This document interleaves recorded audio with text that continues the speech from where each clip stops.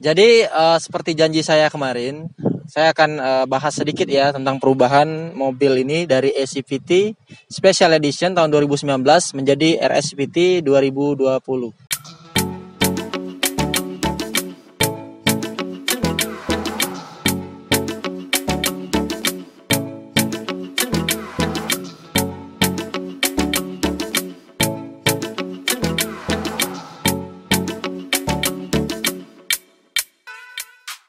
Oke, mungkin kita mulai dari depan dulu ya. Yang saya rubah dari depan itu yang pertama kali bumpernya, lalu grill dan ram atas sama bawah. Nah, cover fog lamp ini sudah menyatu sama bumpernya itu sendiri. Untuk tipe SCVT itu kebetulan sudah ada lampu fog lampnya ya. Jadi tinggal plug and play aja, udah bisa jadi seperti ini tampilannya. Hanya saat itu kebanyakan tempat jual aksesoris itu nggak menyediakan emblemnya ya. Jadi ini saya beli sendiri emblemnya di Honda, yang asli, yang ori. Kenapa yang ori? Karena saya udah pernah coba yang KW-KW-an itu beli di salah satu online shop ya. Ini untuk di belakang oke, aman, dia nempel di bodi dengan kuat. Namun untuk di ram ini mungkin karena panas kali ya. Jadi beberapa kali walaupun udah didinginin dulu mobilnya dipasang, terus mobilnya udah panas lagi dibawa kemana-mana dia kebuka ya, lemnya itu seperti nggak tahan sama panas. Nah beda sama yang RS ini, sekali nempel dia langsung lengket, awet. Oke, untuk keseluruhan depan yang saya rubah itu di bagian sini, grillnya ini ya, warna hitam ya, karena yang aslinya itu yang special edition itu bentuknya nggak seperti gini ya.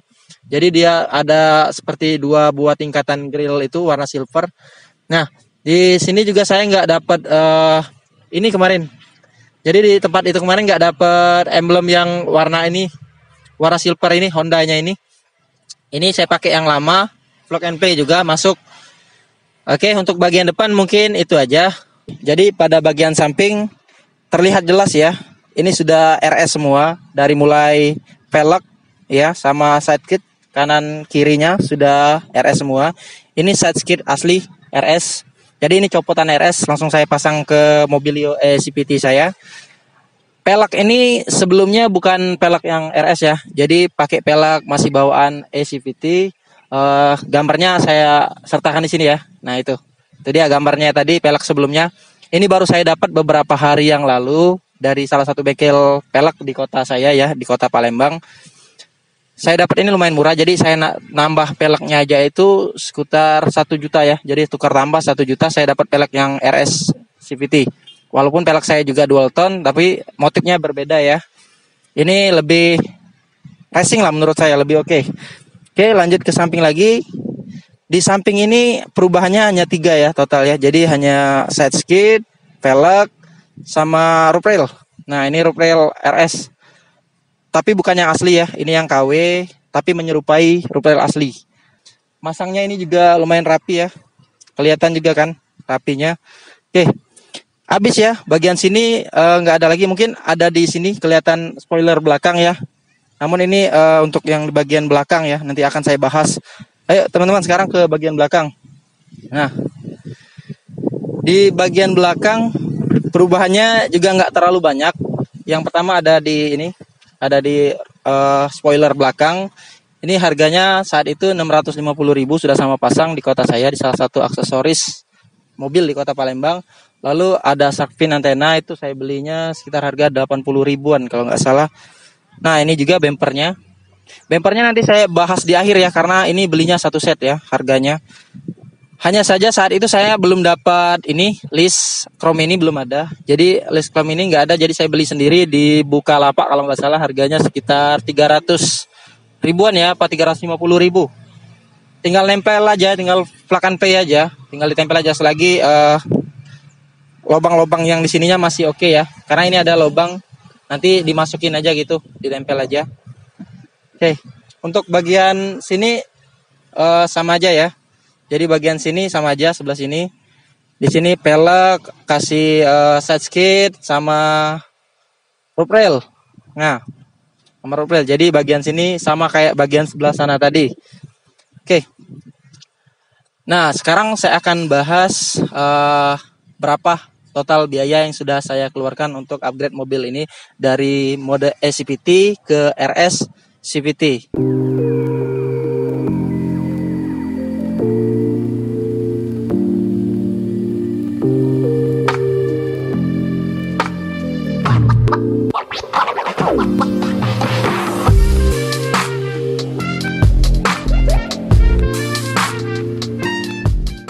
Saya akan bahas rincian harga berapa saja yang sudah saya keluarkan untuk menjadikan mobil eCVT ini menjadi RS CVT. Yang pertama saya mengeluarkan uang untuk upgrade bumper ya, atau body kit keseluruhan semuanya.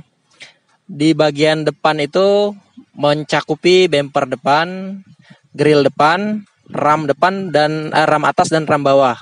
Lalu di bagian samping side skid kanan dan kiri. Di bagian belakang bumper aja bagian belakang. Nah, itu paketan saat itu dikasih harga di 5.500.000. Sudah sama cat dan pasang. Namun bukan langsung plug jadi seperti ini ya, karena banyak sekali yang masih kurang.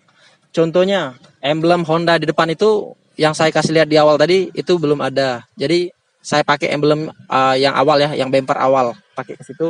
Jadi ini bukan tukar tambah ya bumpernya, saya bawa pulang, saya beli baru lagi bumper RS CVT-nya. Nah, lalu emblem RS juga belum ada. Jadi saya beli dua, harga emblem RS saat itu di Honda 120.000 ya. Jadi di depan sama di bagian belakang. Nah, lanjut ke bagian depan udah kayaknya itu aja penambahannya. Hanya di bagian belakang itu ada list chrome kecil yang bagian bawah itu ya. Ya bagian di bawah bumper belakang itu harganya lumayan dan cukup sulit ya mencarinya. Di beberapa toko online shop saya cari hanya ada 1-2 orang yang jual. Itu pun ada satunya toko yang kosong. Jadi saya bisa beli ini di salah satu tokonya yang tadi saya cari. Harganya itu sekitar 350 ribuan kalau nggak salah. Harga list chrome itu lumayan mahal kan untuk sebuah list chrome bawah itu. Karena memang langka barangnya ya. Lalu tambahan selanjutnya itu di sini. Ini roof rail. Memang roof rail ini bukan yang asli, tapi menyerupai asli. Harganya 600.000 atau 650.000. Belum sama pasang. Jadi pasangnya itu kebetulan free ya. Karena saya saat itu bilang sama yang punya pasang bumper ini, katanya saya mau pasang roof rail. Gimana? Nah, katanya bawa aja ke sini roof railnya, yang penting sediain dulu, nanti pas pasang bumper langsung pasang roof rail kita kasih free. Karena kalau mau pasang sendiri lumayan ribet ya, karena harus benar-benar teliti pemasangannya, kalau enggak rapi ya. Karena emang ini bukan bawaan asli, jadi pasti ada slip-slip yang gap-gap yang sedikit kurang pas. Lalu spoiler. Nah, sebelum upgrade RS CVT ini, spoiler itu sudah saya beli duluan ya. Jadi saya sudah ganti spoiler duluan. Harganya 650.000. Sudah sama pasang. Lalu sarpin antena harganya sekitar 80 ribuan. Sudah sama pasang juga. Oke, mungkin lanjut ke bagian dalam ya. Saya akan kasih lihat ke kalian. Ada juga detail-detail kecil yang saya rubah menyerupai RS. Oke, mungkin bisa mendekat ke sini. Nah, di bagian sini sebenarnya ini nggak ada ya, jadi ini cuman tampilan standarnya aja. Di bagian sini nggak ada yang saya rubah, hanya di sini kalau kalian lihat ada detail kecil. Untuk eCVT S di bawah RS lah ya, nggak ada Twitter kayak gini. Nah, di RS ada Twitter, saya pasang Twitter ini. Belinya nggak mahal kok, harganya sekitar 250-300 ribu. Jadi saya beli di online shop, saya bawa ke sini, saya pasang di bengkel rekanan. Lumayan murah ya. Jadi pasang itu kalau nggak salah 100 ribuan cuman pasangnya. Sudah instalasi semua. Tapi memang ini mereknya kalau nggak salah Embassy ya. Nah, Embassy ini menurut saya suaranya kurang nendang. Kedengeran kalau kita deketin kuping kita itu ada rasa emang Twitternya itu hidup, tapi nggak signifikan. Tapi oke lah. Twitternya yang biasa ya, bukan yang merek-merek terkenal atau aftermarket yang lebih bagus ya. Lalu saya tambah subwoofer juga biar suaranya juga lebih lebih enak ya, lebih bulat di dalam mobil. Karena ya penyakitnya si Mobilio ini menurut saya suara dari luar itu atau dari putaran ban itu ya terdengar keras di dalam mobil. Jadi lumayan mengganggu. Jadi saya gantikan, tambahkan subwoofer biar suaranya lebih enak. Seperti yang saya bilang tadi ya, di bagian sini itu ada, di bagian sini nih, lihat steering switch ini ada di ACPT juga. Jadi nggak perlu saya rubah lagi karena lumayan ribet ya, dan mahal juga mau ganti setir. Jadi sudah ada. Nah, ini ada bagian tombol kosong nih, kalau kalian bisa lihat nih. Coba lihat di sini. Nah, ini ACPT sama S sama aja ya, seperti ini semua. Bedanya yang RS itu di sini auto AC. Kalau nggak salah di sini auto AC, atau di sini yang kosong ini max coolnya kalau nggak salah. Pokoknya ini ada tombol ini berfungsi semua. Kalau di RS dia ada auto AC, jadi AC-nya itu bisa menyesuaikan suhu yang ada di dalam mobil ini sendiri. Nah, ini subwoofer yang saya bilang tadi. Untuk ini lagi, extend lagi bassnya biar lebih kedengeran. Ini head unit ori floating dari Mobilio ACPT. Jadi cuman ACPT Special Edition ya yang punya head unit seperti ini. Mungkin kita hidupin ya. Oke, nih AC-nya sama aja. Ini head unit floating. Bedanya lagi dengan RS CVT itu pada speedometer, karena di bagian konsumsi bahan bakar ini untuk yang tipe RS CVT itu sudah digital. Sementara di versi ACPT itu masih analog semua ya. Di sini juga masih analog. Sama seperti RS Brio RS juga analog.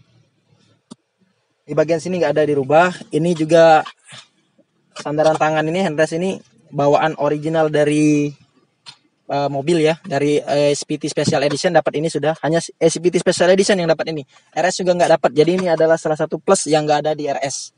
Itulah namanya tadi Special Edition ya. Jadi edisi yang spesial. Ini transmisinya Matic. Oke, bagian sini nggak ada yang dirubah ya. Jadi memang benar-benar pure seperti ini aja. Lanjut ke sesi terakhir.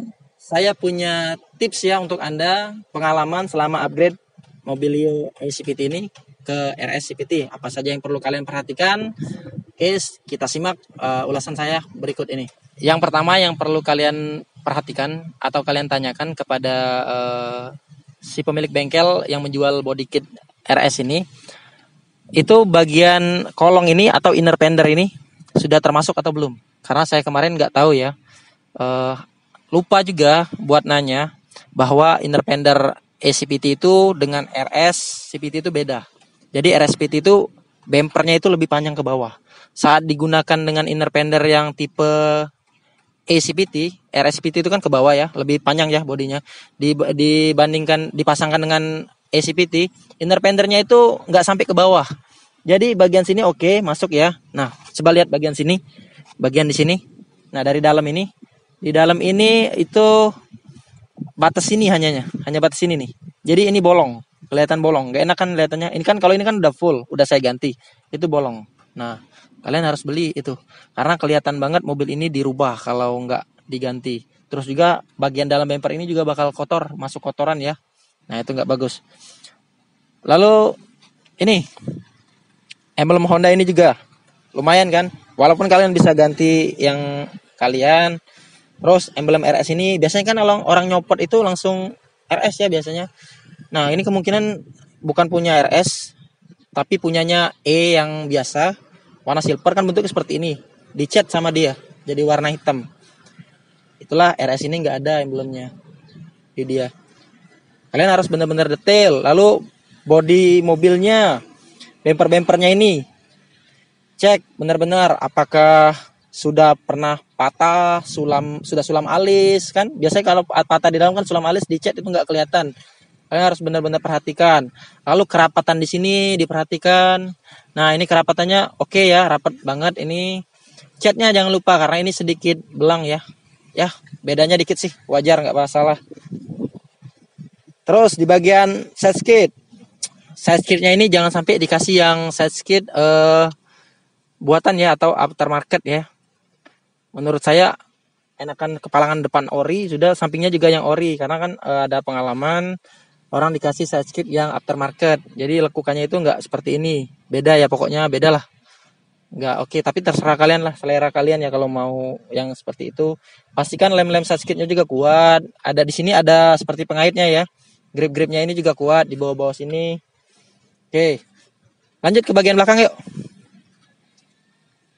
Nah, ke bagian belakang. Ke bagian belakang kalian juga harus tanyain, ininya ada nggak? Nah, yang ini yang kata saya tadi, chrome ini nggak ada.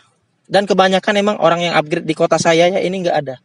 Dicopot oleh mereka atau emang udah dicopot sebelumnya, saya nggak tahu juga ya. Karena emang ini carinya susah loh, langka, harganya juga lumayan mahal. Nah, chrome itu padahal plastik ya, itu motifnya aja chrome. Sama seperti tadi ya, kalian periksa kerapatan di sini, pemasangan dan lain-lain. Nah, ini ada sedikit celah ya di bagian sini. Nah, ini contoh yang saya katakan di depan tadi, inner fender bagian belakang ini masih pakaian ACPT. Jadi dia nggak sampai, ada gap batas ini nih. Kalau bisa kalian lihat nih, gapnya batas ini. Oh, lumayan kan jelek. Emang belum saya ganti nih. Nah, rencana nanti ya saya ganti biar ketutup semua. Tapi emang bagian depan itu wajib diganti karena kelihatannya jelas sekali ya, beda sama ini, samar masih. Nggak terlalu jauh gapnya, nggak terlalu kebuka. Kalau bagian depan itu jelas sekali. Ini murah kok kalau yang bagian belakang ini. Saran saya beli langsung di Honda ya, atau online shop yang menjual spare part Honda. Pasangnya sendiri aja karena independer itu mudah banget pasangnya. Tinggal beli kancing klipnya aja. Oke teman-teman, jadi itulah review singkat saya ya tentang bagaimana memodifikasi mobil di kalian dari ACPT atau dari SCPT ke RS CPT seperti ini. Kalian bisa tanya di komentar jika masih bingung atau ada yang kurang lengkap saya jelaskan. Terima kasih teman-teman sudah menyaksikan video saya. Semoga ini membantu Anda. Assalamualaikum warahmatullahi wabarakatuh.